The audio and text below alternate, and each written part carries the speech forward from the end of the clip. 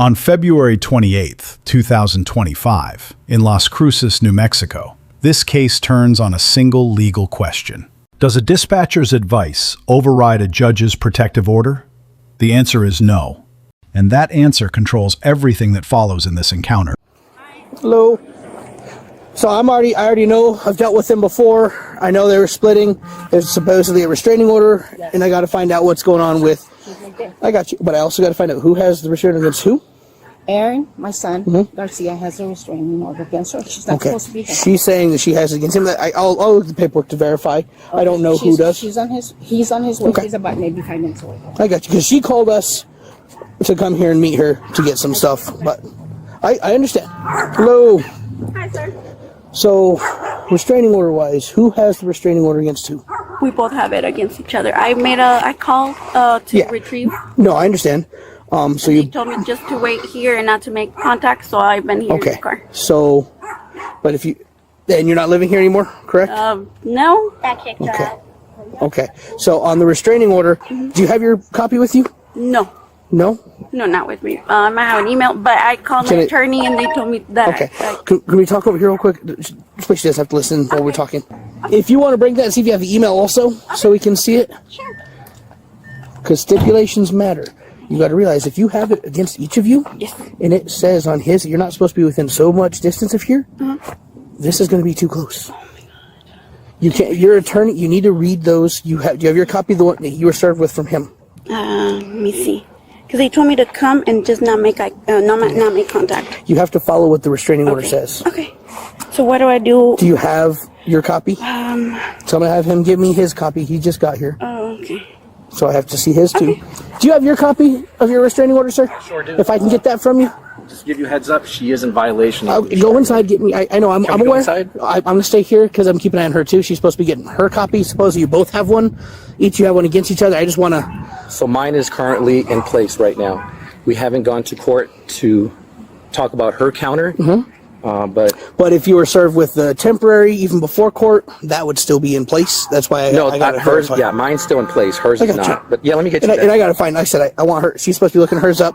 May I ask why? What is she doing here? So she actually called us saying she had stuff here. She was waiting for us. She called us. So going off the restraining order, if she still has stuff here, she can call us for a standby. She's supposed to park further away and wait for us to show up. Yeah. Am I supposed to get a notification?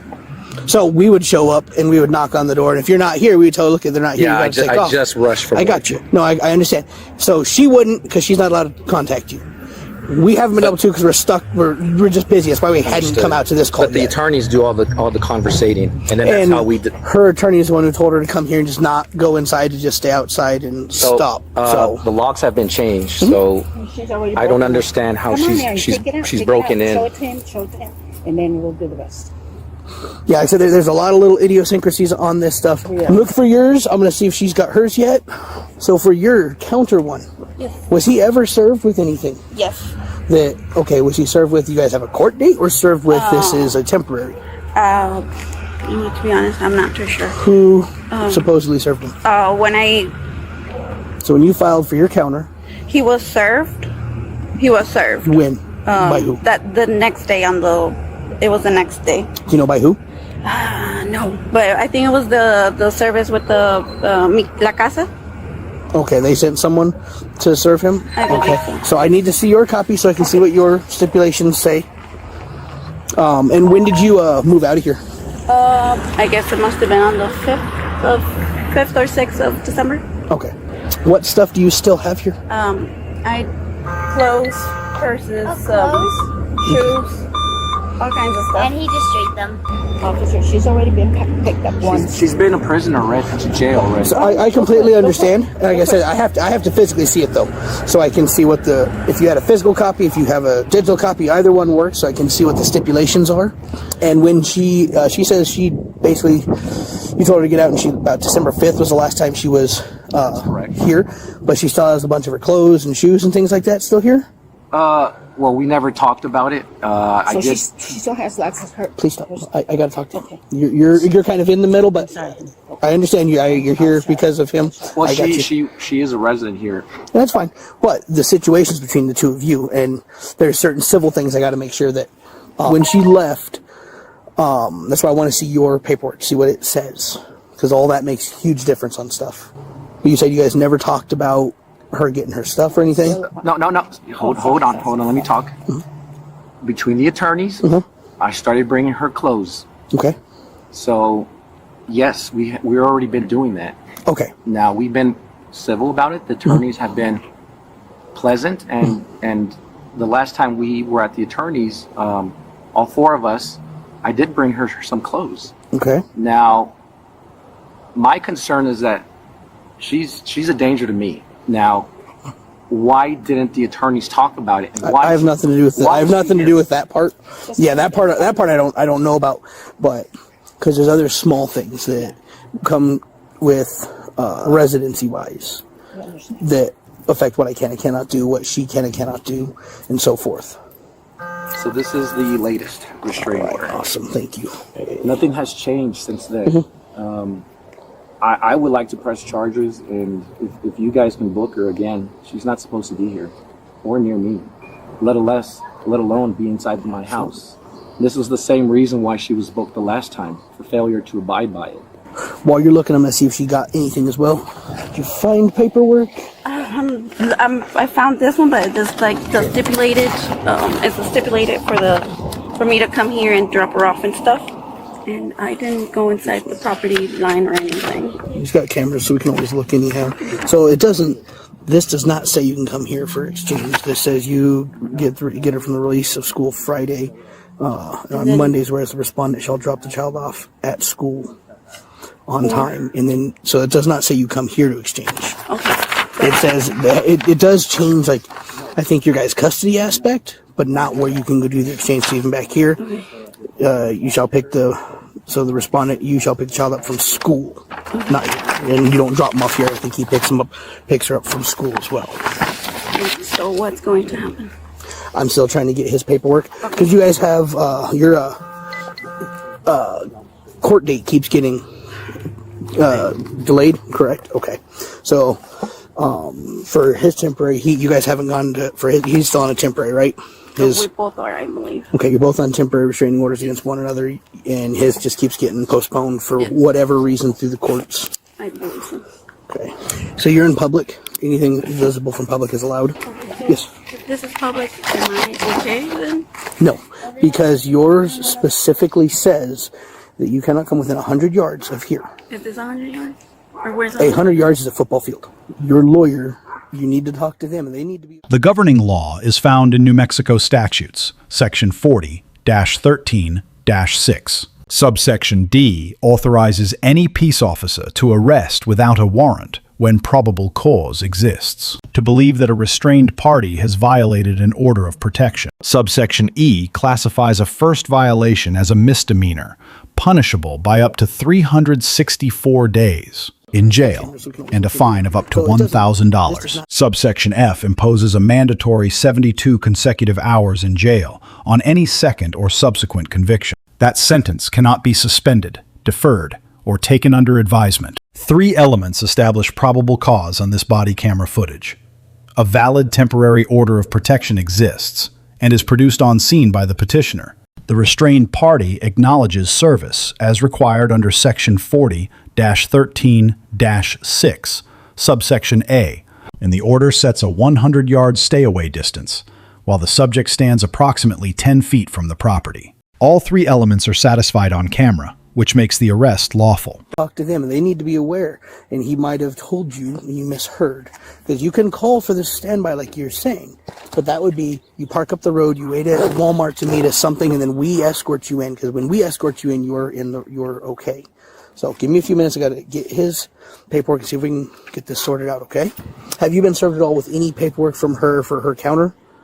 Has your lawyer been? Yes. Okay.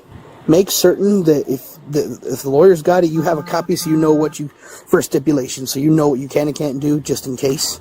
I do have that. Okay, perfect. I just want to make sure you have the that info on there. Here's your ID back, sir. Then after you receive your, that you show it to him, the officer, because you can walk in the house and see what Yeah, she has done. So you have cameras, right? Yes, sir. She's claiming she has not gone on the property. She's just stayed parked there. I don't see anything in the car that would be consistent with whatever was rolled out. The lock is open. I haven't gone close enough to say it's broken or I'll not, look at but the cameras and we'll... yeah, that's the thing. She's got cameras, so we can take a look. And if she's not lying, then that part is kind of ruled out. But that's what I was saying. If you have cameras, that's the great thing about cameras. So, what has she's been here for an hour. What has she been doing?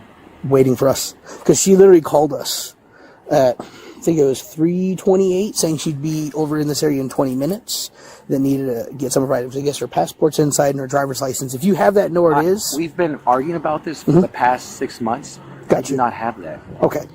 Keep those. I'm going to have you send those here in a minute with the link. But no, she's been sitting out here, from my understanding, waiting for us. Because that's what her lawyer said she can do. And technically she can. If she would have been waiting at Walmart. Or at least communicated with me, I would have... So she can't communicate with you. No, the lawyers. Yeah. The lawyers could have... Absolutely, they should. I agree. But beyond that, if she needs a standby, and like say she does say hi, because you say she saw us clothes here and said, I have some clothes I wanted to grab, she could call us, wait at Walmart, we meet with her. What are you needing? Okay, he has a restraining order against me, there's a counter. We would come here with her. We would make contact if you're here and say, hey, she's wanting to get some of these clothes. Can you come in with her? And we just scoop it up and get out, because she can only get a little bit of stuff with us. We don't let people grab everything because it's basic stuff.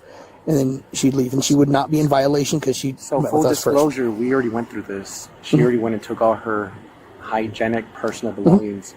But if she's here to get a few small items, like I said, There's nothing here. I can walk you through the house. And there's all her stuff is almost practically gone. I got you. And that's the thing, though, is if she has some things, that's where Has she told you specifically? she says what? clothes and shoes was the main thing she mentioned to me.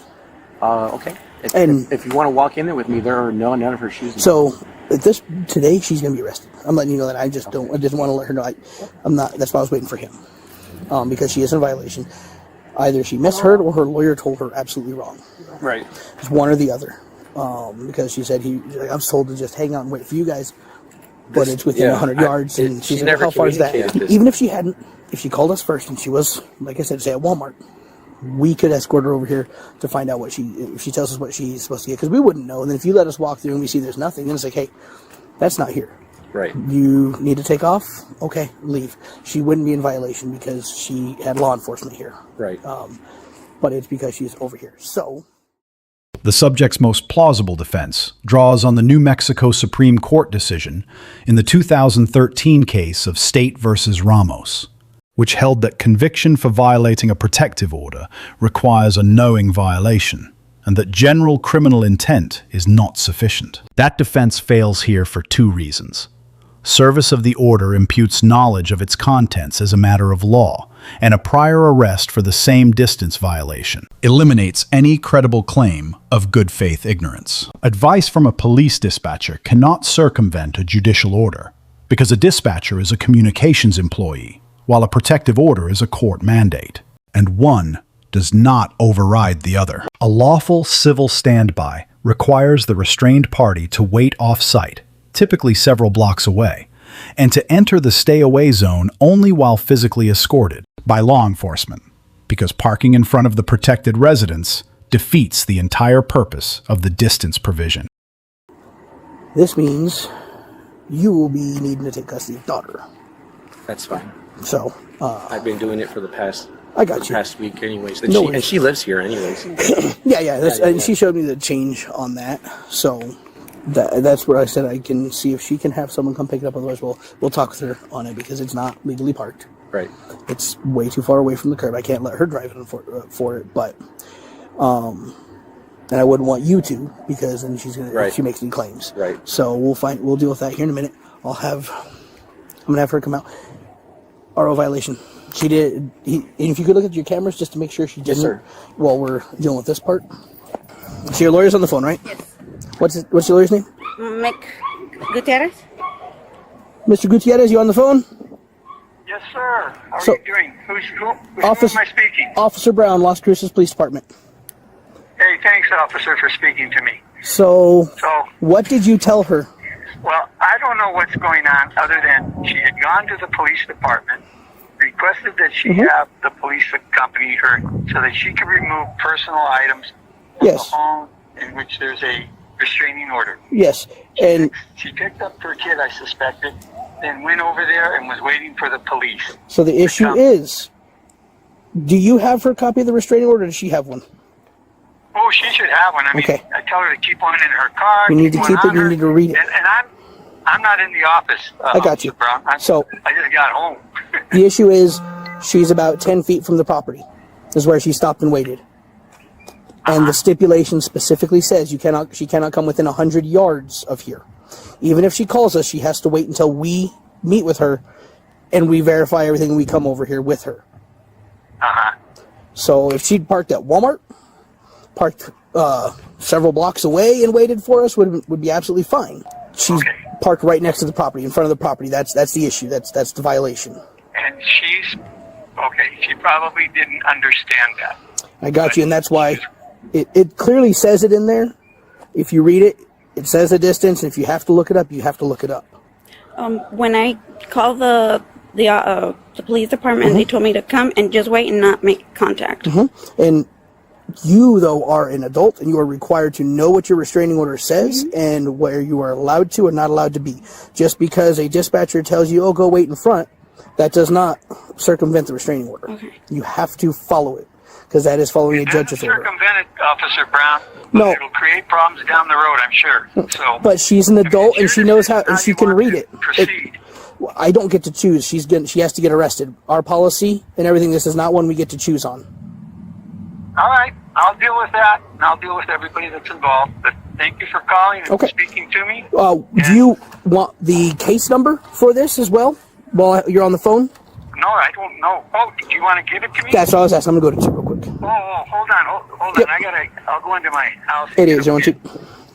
Yeah, I appreciate that. I'm good. Thank you. Thank you so much. Yes, sir. And what I mean by circumvent, meaning they may be meaning to tell you wait up the road, but they're not clear with it. It's why you have to read your restraining order, what you're allowed to do and not allowed to do. And if this was one that we had an option, we would, but we do not. Okay? Do you have someone you can call to pick up the vehicle? Yes. Okay. Is he allowed to touch the vehicle? No, he's not going to, because we'll step over here just so you're going to call still. I'm not putting you in cuffs or nothing yet. Call someone while we're here and see if we can get this so they can come pick it up. Okay. So, daughter is going to have to stay with him because he's the next in charge for it.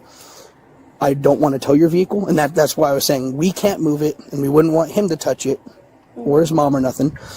But because of where it's sitting at, we need someone to pick it up, or it has to get towed. And I'd rather you get someone. Like I said, I'm not trying to make things difficult for you guys. Okay. Can I make the call right here with you? Yeah, that one. Yeah, I was just making sure she wasn't gonna change her mind to go a different direction. All right, I'll take the phone so I can make sure. Yes. Okay. Can we go on this side? You want to go to the far side? No. You're cooperative. That's fine by me. All right. I'll take the contacts also, because I'll add that into the property. Okay. Do you need my footers? No, but I have a. Okay. I have a trash. Lipstick. Back real quick. On the grading, Officer Brown earns an A- for separating the parties, obtaining documentary evidence from both sides, and personally speaking with the subject's counsel to ensure that the legal basis for arrest was on the record. The restrained party earns a D+ because cooperation is credited, but the responsibility to know the terms of one's own protective order is non-delegable. The protected party earns a B+ for being correct in substance and slightly aggressive in tone, but fully within his rights as the petitioner. 3 lessons emerge from this encounter. First, read your own court order, because every stay-away distance is written in plain language inside it. Second, verbal instructions from any non-judicial source cannot modify a judge's order. And third, when in doubt, stay out, because the cost of waiting an extra mile away is nothing, while the cost of waiting 10 feet away is an arrest. Let us know if there is an interaction or legal topic that you would like us to discuss in the comments below, and thank you for watching.